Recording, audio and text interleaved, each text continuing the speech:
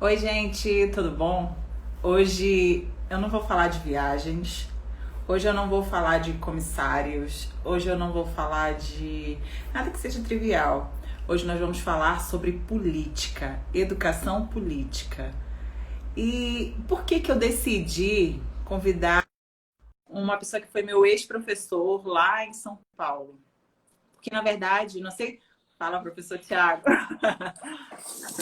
Tudo bom, Soraya? Tudo bem? Eu estava Tudo fazendo uma bem, introdução aqui. Eu falei, joia. não sei se você sabe, mas você foi uma das minhas inspirações para chegar até aqui, né? Principalmente quando eu li este livro aqui, ó. Clássico.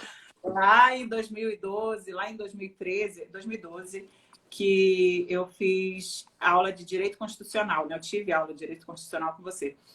E assim, eu acho que despertou muito. Só que aí eu talvez tenha contribuído um pouco para o golpe, né? Então eu fui para um lado errado, né, naquele momento. E não só eu, como tantas outras pessoas. Amanhã eu vou conversar com uma pessoa que também contribuiu para o golpe, está arrependida e precisa urgentemente aprender mais sobre política. E nesse momento eu tomei a decisão assim, eu falei, gente, eu preciso entender muito mais sobre política. Eu acho que cheguei no nível superficial, eu preciso mergulhar agora. E aí, quem poderia falar comigo? Quem poderia começar? Um professor, que é didático, que entende do assunto, enfim, que pode esclarecer com muita tranquilidade todas as dúvidas que, não só eu acho que muita gente que, digamos, que era contra a esquerda se arrependeu e quer entender como que é esse caminho, né? Então, era do centrão, mas não sabia bem para que lado que ia. Mas também parou de simpatizar com a direita porque entendeu muito bem o recado que eles estão mandando, entendeu? Nesse momento. E parar de ser simplesmente uma massa de manobra e passar a ser um agente político. Que política eu entendi agora, esse período, no momento em que eu decidi, eu disse, eu preciso aprender mais sobre. A gente não precisa falar de política apenas, ou escutar política apenas quando alguém vem falar para a gente disso, seja um político ou qualquer uma pessoa que entenda um pouco mais do que a gente. Mas podemos ser agentes políticos diariamente, digamos assim, né? Vamos lá. O que é essa tal de esquerda, direita, centrão? Pode falar um pouquinho de ti, te apresentar, Thiago, e depois mete ficha aí do teu jeito. Fica à Tá vontade, joia. tá bom? E Bom, muito obrigada por estar aqui. imagina, eu que agradeço. Agradeço muito aí o convite, viu, Soraya? E prazer sempre falar contigo. Poxa, todo meu. E assim, o tema é muito importante, né? Quando a gente vai debater sobre educação política, né? O que que é educação política? Para que serve a educação política? Onde a política se situa nas nossas vidas, né? E o que é mais interessante nisso é a política influencia no nosso dia a dia, ela influencia na forma com que nós trabalhamos, ela influencia o que nós consumimos, ela influencia como nós nos relacionamos no trabalho, como nós nos relacionamos nas universidades, como nós nos relacionamos na família, com os nossos amigos, como nós nos relacionamos amorosamente, entre outra série de fatores. Ela influencia? Sim, ela influencia. Agora, para todos aqueles que querem continuar a manter, a serem os únicos detentores dos locais de fala, o melhor a se fazer é negar a política. Quando você nega a política, você nega que o outro traga a visão dele, a experiência dele, as necessidades dele, exatamente porque você faz com que ele se desinteresse pelo tema. E como que você faz isso? Dizendo simplesmente que, ora, todo político é corrupto, a Generalizando. sim, a política corrompe invariavelmente, e ela corrompe toda e qualquer alma. E não, nós temos aquelas pessoas que são mais, digamos, hábeis para dirigir a vontade política dentro de uma comunidade, dentro de uma sociedade, dentro de um território.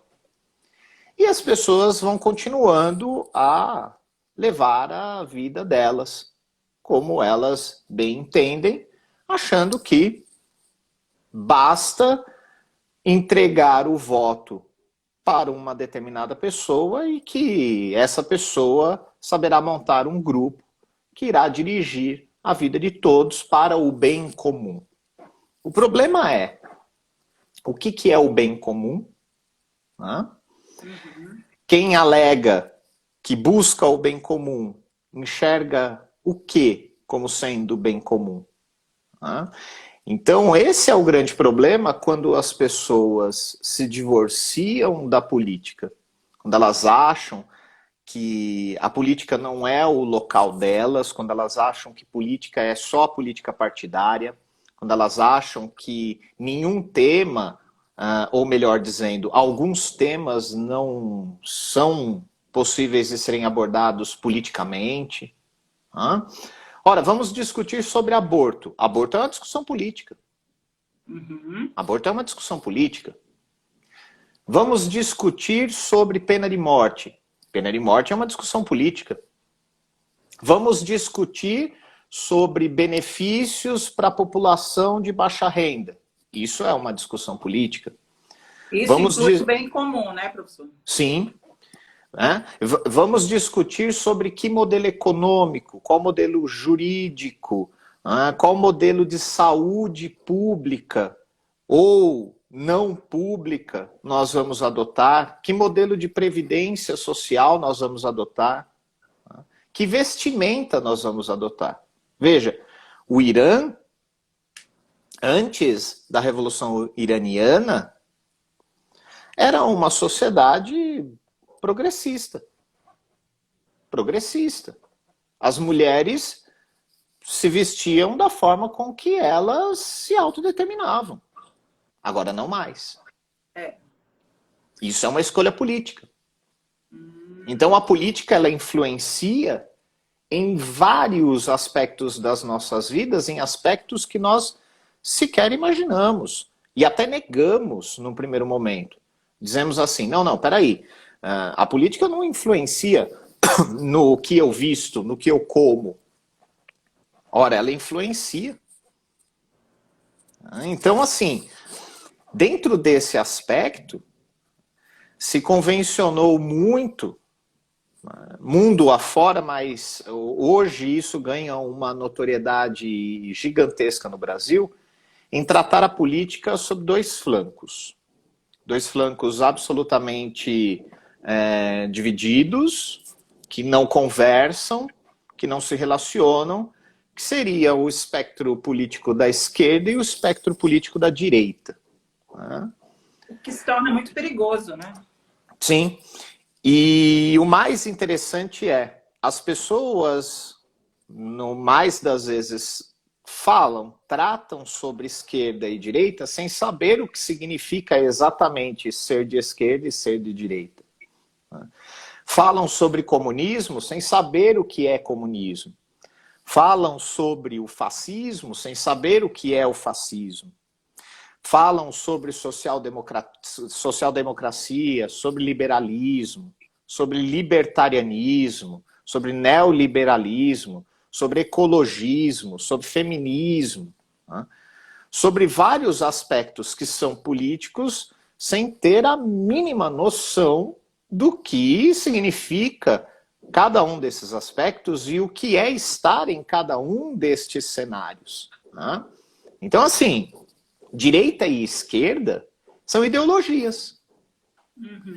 E são ideologias que se criam basicamente a partir da Revolução Francesa no século XVIII. Quando? Na formação da Assembleia Nacional Constituinte Francesa, derrubada da Bastilha, guilhotina rei, e faz o seguinte: bom, estamos aqui na mesa, vamos discutir uma nova Constituição, uma nova construção, um novo Estado. Nós vamos refundar sob o aspecto de república esse povo, esse território e esse governo. De um lado da mesa, sentaram ali trabalhadores, camponeses, alguns representantes da burguesia que já tinha o total poder econômico, mas que estava dissociada das decisões políticas que ficavam nas mãos do rei e da nobreza.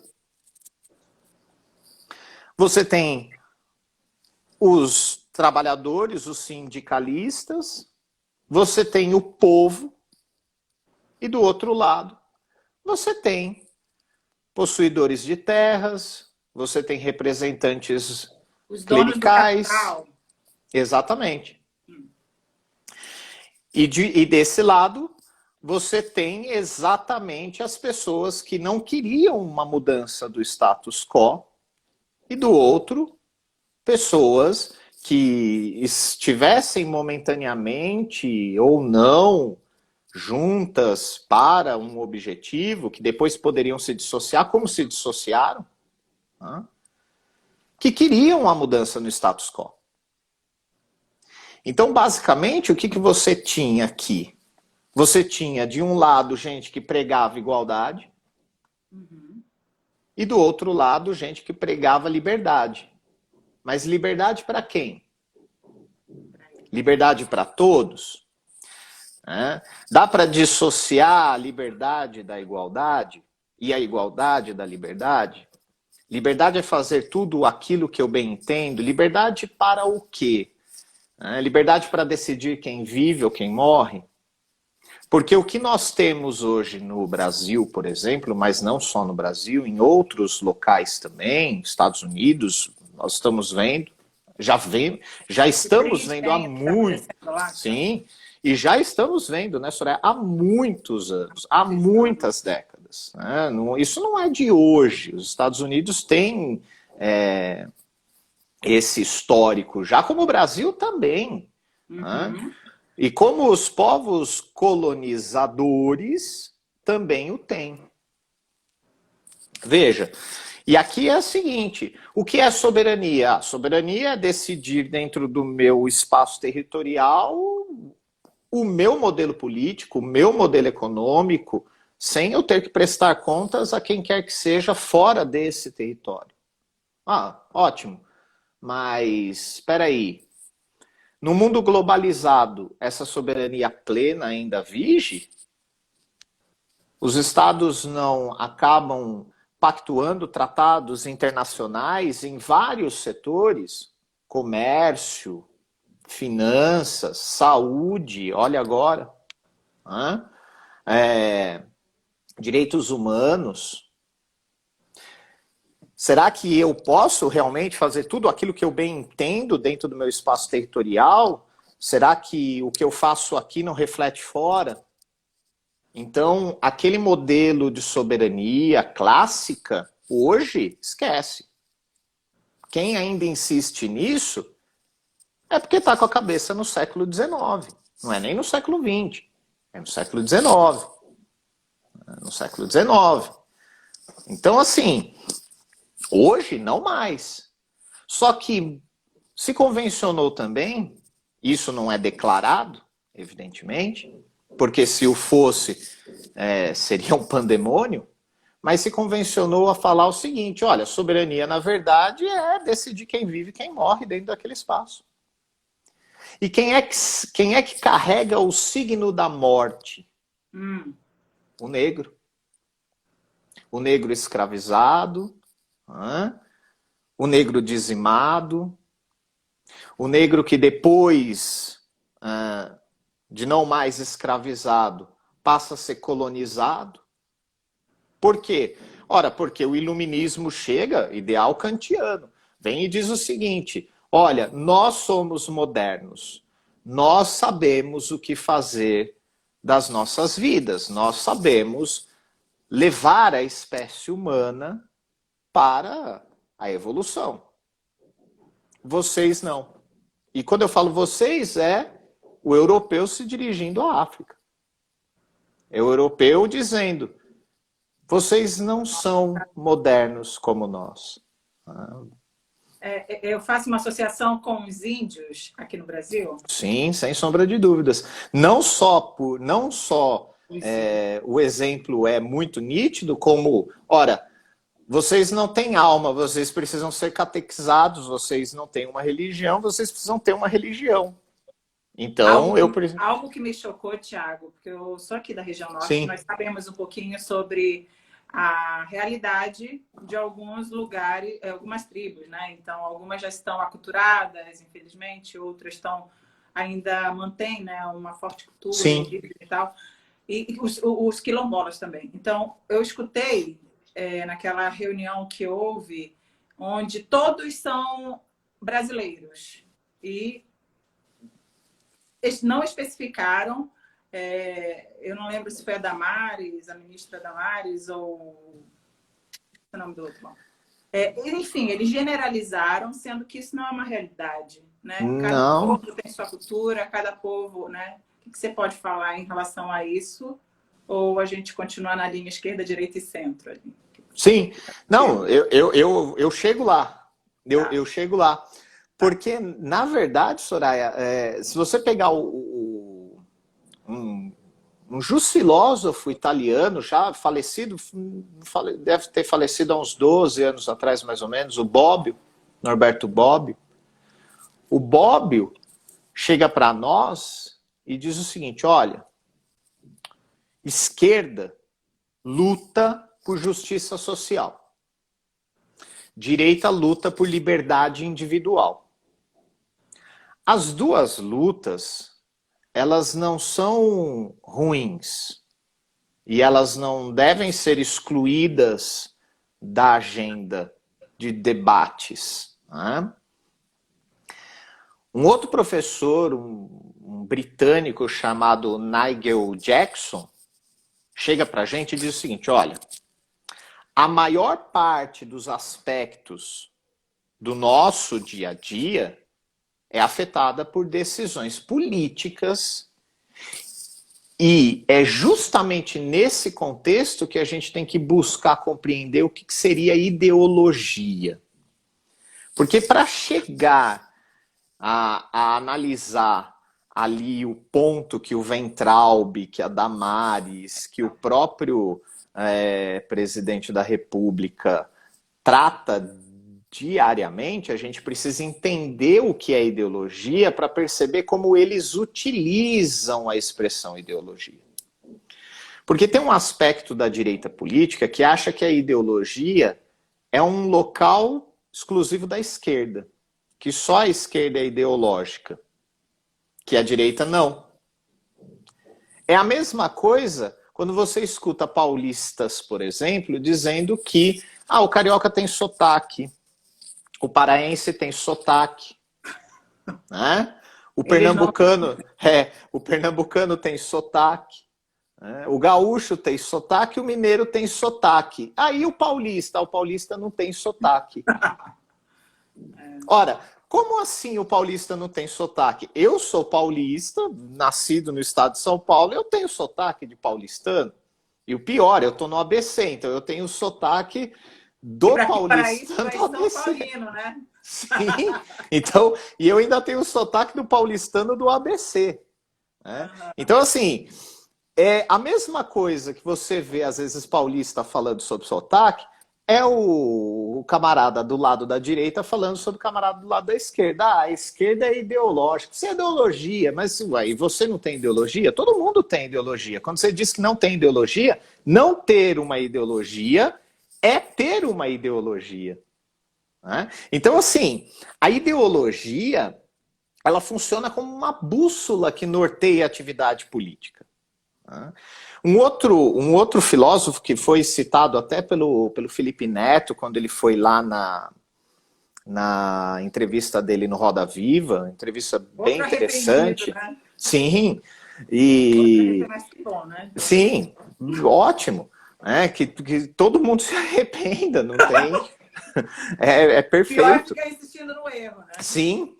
E esse outro filósofo, citado lá pelo Felipe Neto, mas que é conhecido da gente na academia há muito tempo, que é o Karl Popper, o Popper vai chegar e vai dizer o seguinte: olha, ideologia é uma forma de pensamento típica de regime totalitário. O Popper vai dizer isso. Olha, desculpa, ideologia é típico de pensamentos totalitários. É um sistema de pensamento abrangente e fechado. Mas isso é um posicionamento do Popper. Essa é uma visão que o Popper tem sobre ideologia. Agora, é perfeitamente possível utilizar esse termo ideologia de forma mais flexível. É perfeitamente possível que a gente designe por ideologia um conjunto mais ou menos coeso de princípios políticos. Conjunto de princípios políticos que o espectro da direita política tem e que o espectro da esquerda política tem, e aquilo que se convenciona chamar de centro também. Aquilo que se convenciona chamar de centro também. Mas aí é uma posição minha, uma opinião minha. Tá? Para mim, o espectro político do centro não existe. Existe a esquerda e a direita. Ou você está mais na direita, mais para o extremo, ou menos para o extremo. É o que chamam de centro-direita, centro-esquerda? É mais ou menos isso. Mais ou menos isso. Mais ou menos isso. E o mesmo ocorre na esquerda, que você pode estar mais para o extremo e mais para dentro. Né?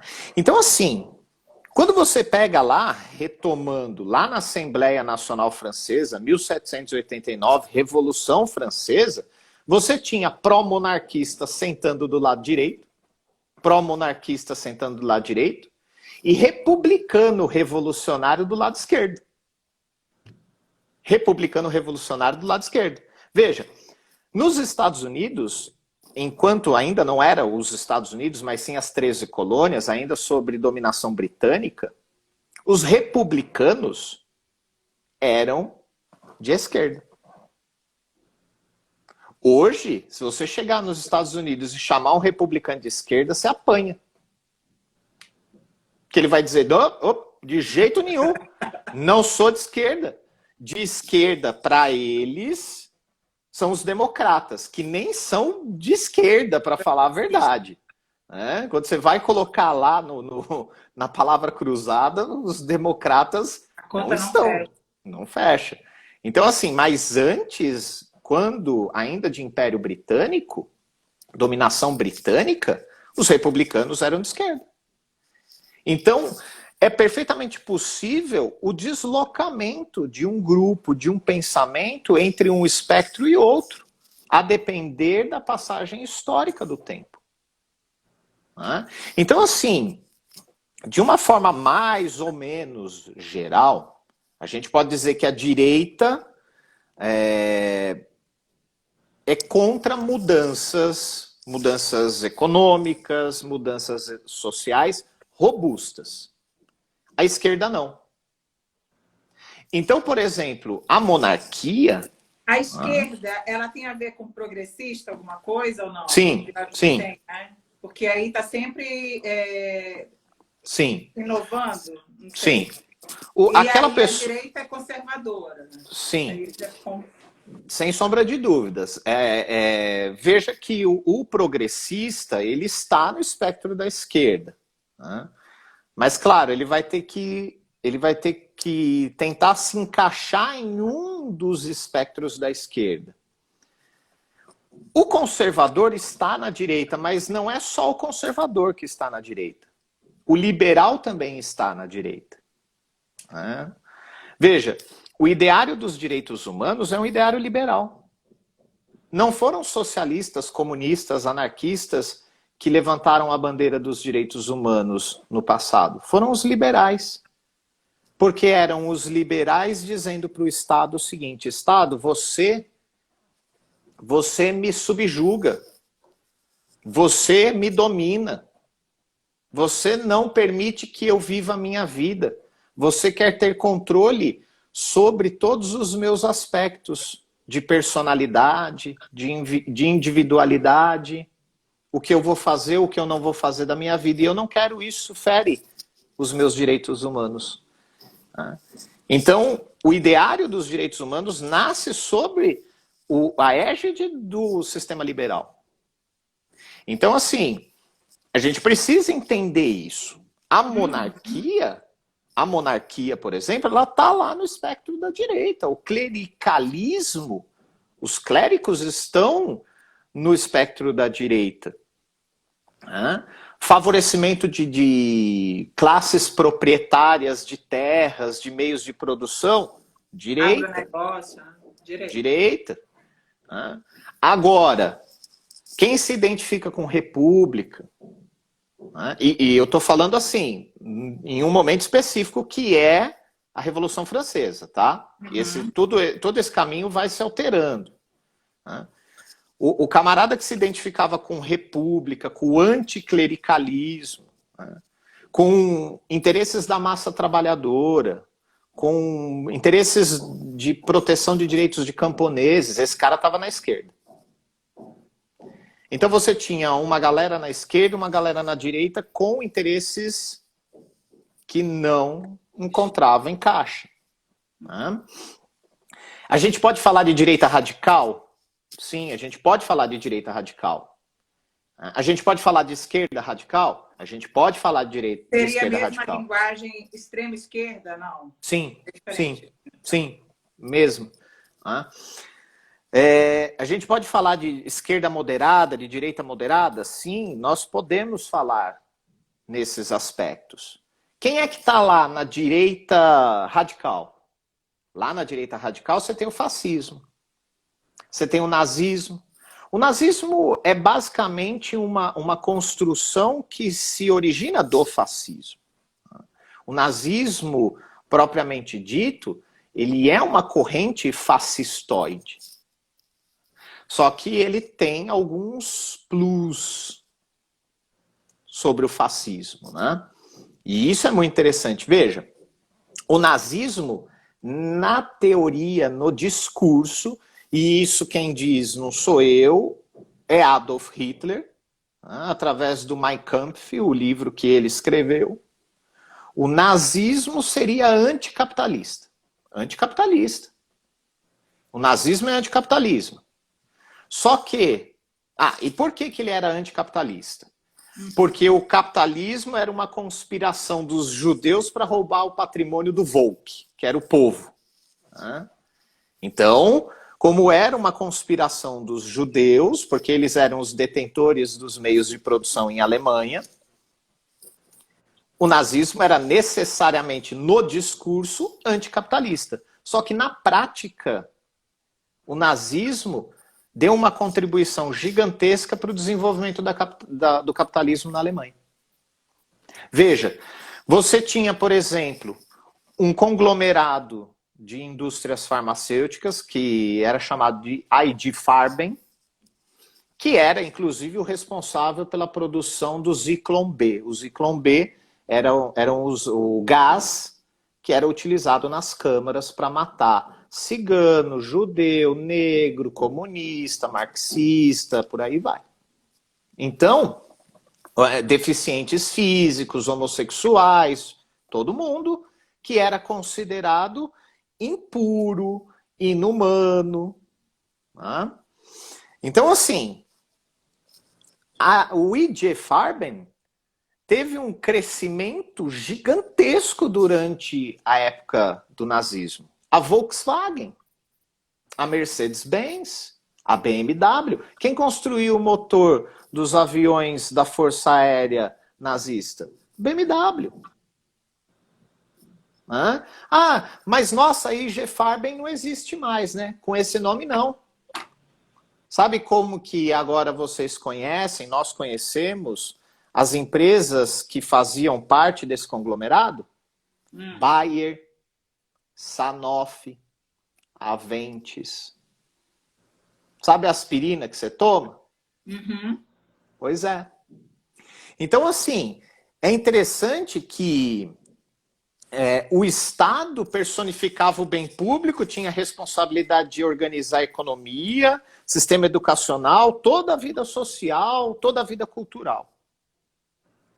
O nazismo era dominado por essa ânsia de poder da sua elite. Mas ele tem um plus. E o plus é exatamente a xenofobia, o racismo e o nacionalismo. É íncito, é necessário ao nazismo essas três características: a xenofobia, o racismo e o nacionalismo. Ah, mas o nacionalismo é ruim? O nacionalismo exacerbado redunda no totalitarismo sem a menor sombra de dúvidas. Isso já aconteceu inúmeras vezes. E a gente agora começamos a visualizar que esse é um processo que... Agora veja, o ambiente para o nascedouro disso tem que ser favorável. Você pega uma Alemanha destroçada na Primeira Guerra, um pacto que deixa a Alemanha de joelhos, desemprego galopante, inflação lá no teto. Aí chega alguém e diz que encontrou um culpado. Quem é o culpado? O culpado é o judeu. O judeu representa tudo aquilo que é ruim para a Alemanha. O judeu de ontem é o comunista de hoje. O judeu de ontem é o petista de hoje. O judeu de ontem é o vermelho de hoje. E não que o comunista lá também não fosse o culpado no imaginário nazi. Ele também era. Ele também tinha que lutar contra. Mas não foi só em Alemanha e em Itália que você vê os aspectos do fascismo. Você vê os aspectos do fascismo na África do Sul em período de apartheid. Você vê os aspectos do fascismo na ex-Iugoslávia de Milosevic. Você vê os aspectos do fascismo em falas que são ditas à luz do dia para as câmeras por parte do presidente estadunidense, por parte do presidente brasileiro. Você vê isso. Mas eles são fascistas ou eles são? Ora, veja, alguém que cita favoravelmente Mussolini não pode ser chamado de um pacifista. Não pode, não tem como. Bom, aí você está lá ao extremo da direita, mas você tem também aqui o extremo da esquerda. Você tem o anarquismo, você tem o marxismo, o comunismo, mas é preciso entender o que eles são. Veja, o marxismo, ele enxerga a política como coletivismo. Então o conflito é necessário, o conflito de ideias, o conflito de classes. Ele parte de uma teoria da história, o marxismo, ele parte de uma teoria da história e de um programa de ação política. Ele parte disso. O Marx e o Engels, que são as grandes cabeças do marxismo, o Marx e o Engels, eles acreditavam que a ideologia, ela se manifesta. Ela se manifesta nos meios de produção materiais que são subjacentes. A ideologia se manifesta na luta de classes. Agora, peraí. Isso deixa de existir sim, isso deixaria de existir na visão de Marx e de Engels quando essa ideia de classes fosse abolida. Mas essa ideia de classes, que é íncita a toda e qualquer sociedade, as sociedades são divididas em classes, essa ideia de classes, para o Marx e para o Engels, só seria superada em uma futura sociedade comunista.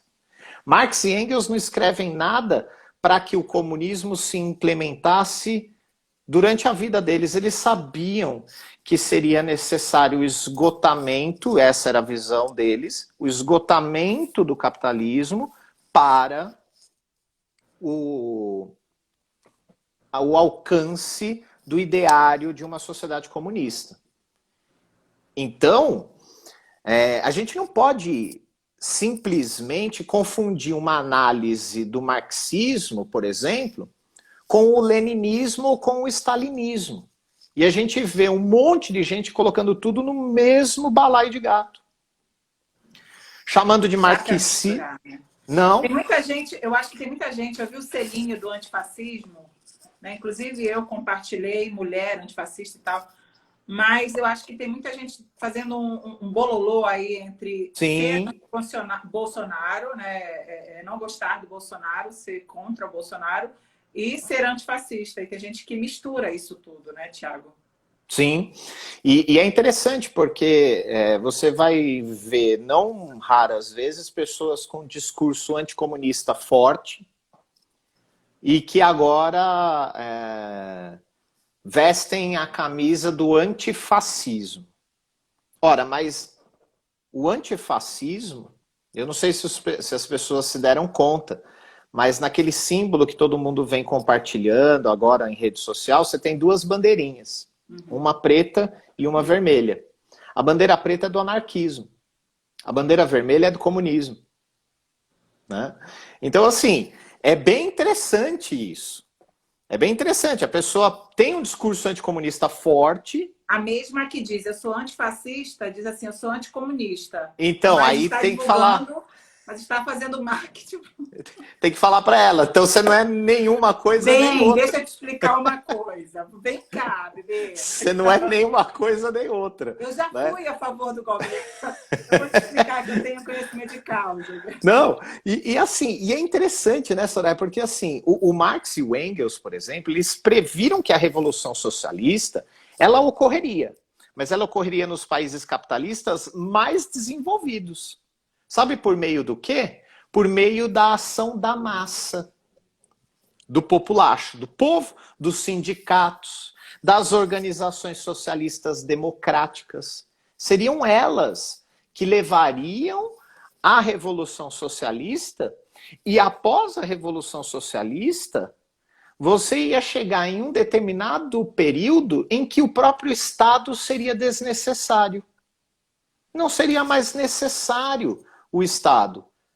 Quando chegasse nesse estágio, nós estaríamos no comunismo.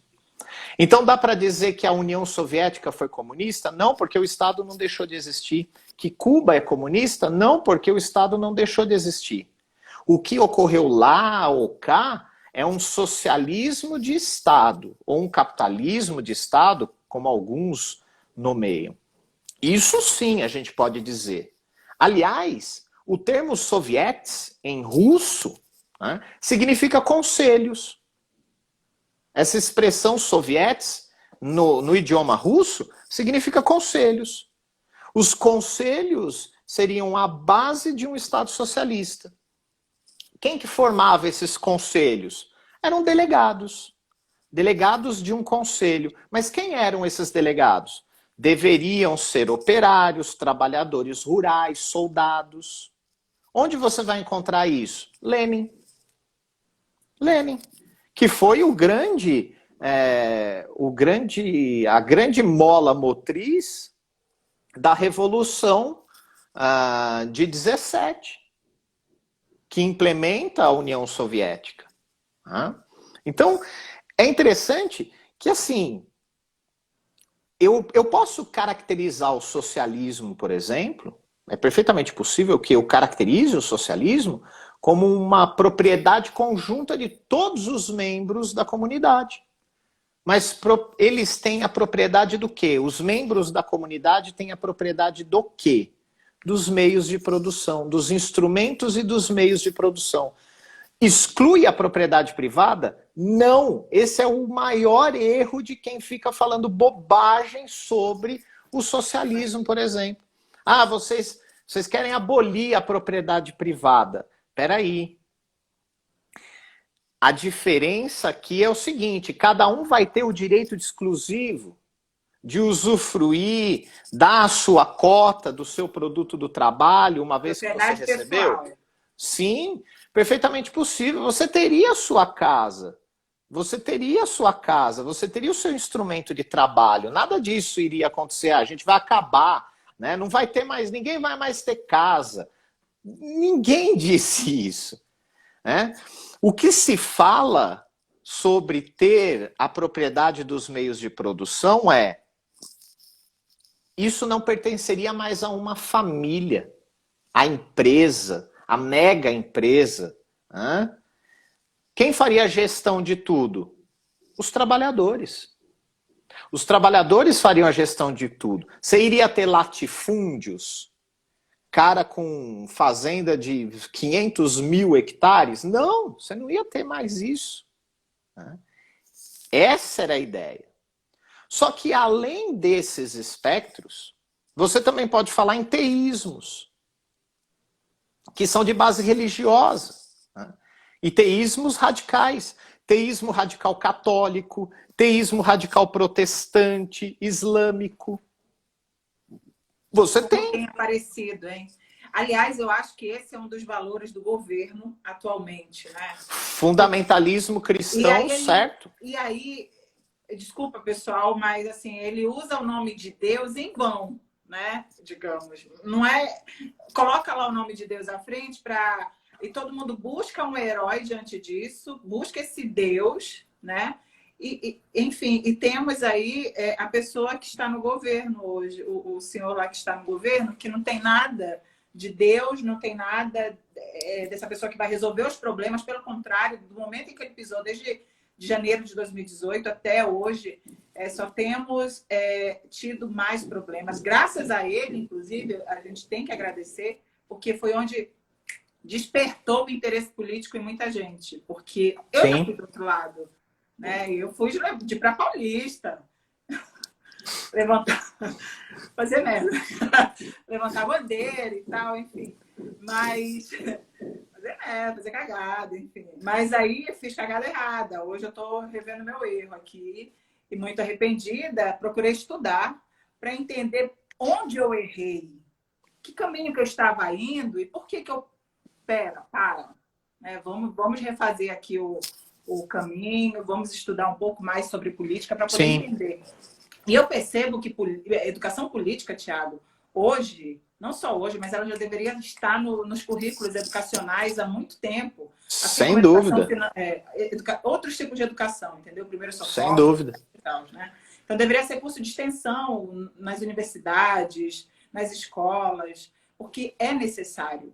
O brasileiro ele não é educado para falar sobre política. Em primeiro lugar, ele não tem respeito pela oposição, pela opinião do outro. E aqui todo mundo pecou. Todo mundo pecou. Né? Porque, veja, os governos do PT têm os seus méritos e têm os seus erros.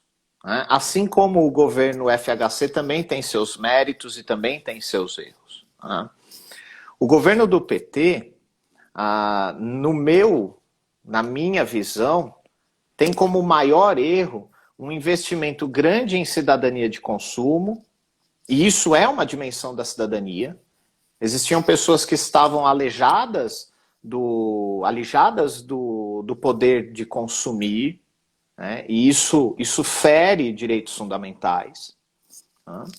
O PT conseguiu fazer com que isso fosse tivesse um pouquinho mais de reequilíbrio, mas ele pecou também em não investir nas outras dimensões da cidadania. Em cidadania política, sobretudo, em cidadania social, ainda que em cidadania social eles tenham sido também na minha visão, o melhor governo sobre esse aspecto, né? Sobre esse aspecto, mas pecou sobretudo em cidadania civil. Pecou sobretudo em cidadania civil, né? Uma outra compartilhando ele. Então, assim, e pecou sobretudo em cidadania civil. Porque, por exemplo, não é sob os auspícios de Michel Temer ou de Jair Bolsonaro que nasce a famigerada lei antiterror no Brasil. Foi Dilma Rousseff que promulgou essa lei. E essa lei, ela é extremamente ruim. Veja, mas políticas afirmativas interessantes foram construídas naquele período, certo? Sim, certo. Mas existem falhas e as falhas precisam ser revistas. O problema é você tem uma mídia massacrando diuturnamente, fazendo com que a população venha entender que só um partido tem problemas, só um partido tem quadros ruins. Isso fica na mente de todo mundo. Muita gente se enganou, evidentemente. Só que, veja, hoje o governo atual no Brasil, ele não faz uso de um fundamentalismo cristão como força política considerável? Poxa, se faz. Mas agora é interessante notar que, além desses aspectos todos, depois eu vou tratar um pouquinho mais do governo atual, mas além desses aspectos todos, além desses posicionamentos todos do socialismo, do comunismo, do conservadorismo, do liberalismo, do libertarianismo, da anarquia, etc., você tem outros. Você tem o ecologismo, você tem o feminismo. Agora, na atualidade, o que a gente vê muito é o pessoal fazendo uma classificação incorreta, colocando todo mundo do espectro da esquerda no mesmo pacote, e há diferenças gritantes dentro da esquerda, e tratando a direita como se a direita fosse única e exclusivamente liberal. Mas aí...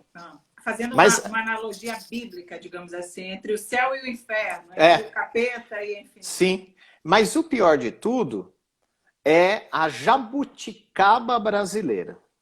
E eu falo jabuticaba porque só dá aqui, né? Só dá aqui. Que é o liberal na economia e conservador nos costumes sociais. Isso é uma aberração. Isso não existe. Ou você é liberal ou você é conservador. As duas coisas não dá para ser, né? Não dá para você torcer ao mesmo tempo pelo Palmeiras e pelo Corinthians. Não dá. Não tem como. Ou você é corintiano ou você é palmeirense. As duas coisas não dá. Não dá para ser flamenguista e vascaíno. Só dá para ser uma coisa. Então, liberal na economia, conservador nos costumes é uma bobagem. Isso é uma invenção sem nenhum lastro científico. Porque se você pegar, por exemplo, tá? Adam Smith, John Locke, John Stuart Mill, que são expoentes do pensamento liberal, se você chegasse para eles e dissesse isso, eles iam morrer de rir. Eles iam falar, desculpa, mas não dá. Ou você é liberal ou você é conservador. As duas coisas não tem como ser. Veja, o Locke, por exemplo, ele sustentava na limitação do poder as funções do Estado. Olha, a burguesia vai inaugurar o poder político dela como classe na Revolução Francesa.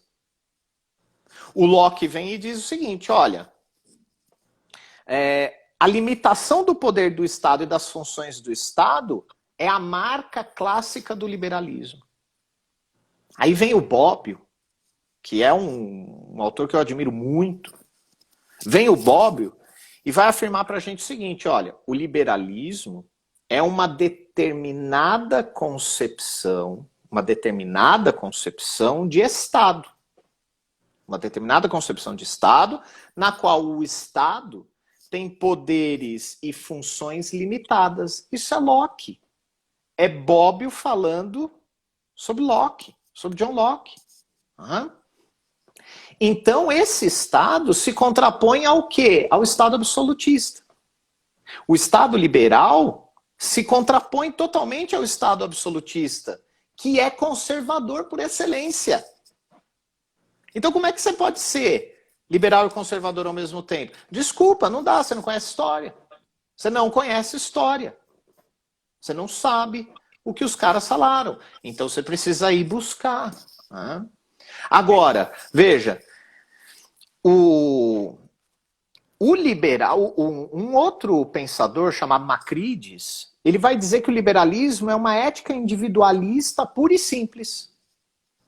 Então o indivíduo parte dele. O Estado não pode atacar o indivíduo. Ora, quem encampa a ideia liberal, sobretudo no século XX? Os Estados Unidos, através do Roosevelt, do Franklin Delano Roosevelt, com o implemento do New Deal. Você tem uma crise galopante, final de década de 20, craque da Bolsa de 29 em Nova York, a quebradeira mundo afora. Vem o New Deal e faz com que o liberalismo americano, que já existia, e foi ele que quebrou os Estados Unidos da América e metade do mundo, né? O mercado desregulado, Estado não influindo em quase nada, deixa o mercado se autorregular. O mercado consegue se autorregular sozinho, né? Vai ter mais competição, o preço vai cair. Fiquem tranquilos, não vão criar oligopólios, imagina, de forma nenhuma. Né? O Estado quebra em 29 e o liberalismo americano, com o New Deal, se aproxima do social-democrata. E o social-democrata costuma ser classificado como um posicionamento de esquerda. Um posicionamento de esquerda. Ou seja, lá nos Estados Unidos, o liberalismo se aproxima do liberal-socialismo. No New Deal. Com o New Deal. Então, em síntese, o indivíduo que vai ter uma proteção contra o governo, ele vai ter uma proteção contra o governo, ele vai ter uma oportunidade de mobilidade social, ele vai ter liberdade para atividades em participações humanas variadas, né? Mas isso é a teoria. Porque na prática, a mobilidade social até ocorre, Soraya, mas ela não ocorre para alguns integrantes da sociedade. A mobilidade social não ocorre para negros e negras. A mobilidade social é muito difícil para mulheres. A mobilidade social, sair de um grupo para o outro, é muito difícil para o agrupamento LGBTQ+. Ela é muito difícil para quem é subjugado. Então, essa ideia de que a meritocracia resolve tudo, o esforço resolve tudo, isso é mentira. E no Brasil não existe a menor possibilidade de ter meritocracia. Porque a Veja, meritocracia, no atual momento, não. São as dificuldades, todos na mesma dificuldade, no mesmo nível, né, na verdade. Sim. E aqui não existe, porque já existe a desigualdade social, enfim, tu pode explicar isso melhor. Tiago, só lembrando, daqui a 6 minutos o Instagram cai. Tu queres voltar hoje mesmo? A gente continua? Voltamos. Ou a gente remarca para outro dia? Não, sei como é que por tá mim, por mim tranquilo. Tá Sim, caiu, você já pode retornar que a gente encerra depois, não tem problema não. Tá legal. E assim, o capitalismo nesse cenário todo, né? Porque eu também vejo muita gente no espectro da esquerda criticando o capitalismo sem entender o que é o capitalismo. Né? O que é o capitalismo? O capitalismo é um sistema econômico. Mas ele é um sistema econômico que se origina não no Oriente, no Ocidente. Ele se origina no Ocidente e ele tem base no intercâmbio comercial e na geração de lucro. Intercâmbio comercial, geração de lucro, visando reinvestimento e crescimento de negócios. Só que isso ocorre faticamente? Pois é, vem o Marx e ninguém explica o que é o capitalismo melhor do que o Marx. Porque você pode odiar o Marx, desde que você tenha lido o Marx, tenha compreendido o Marx. Né? Só porque o presidente da República é antimarxista, não dá para você também ser antimarxista. Porque o presidente da República é anti um monte de coisa. Ele é anti-ciência, ele é anti-inteligência, né? Então, assim, não dá.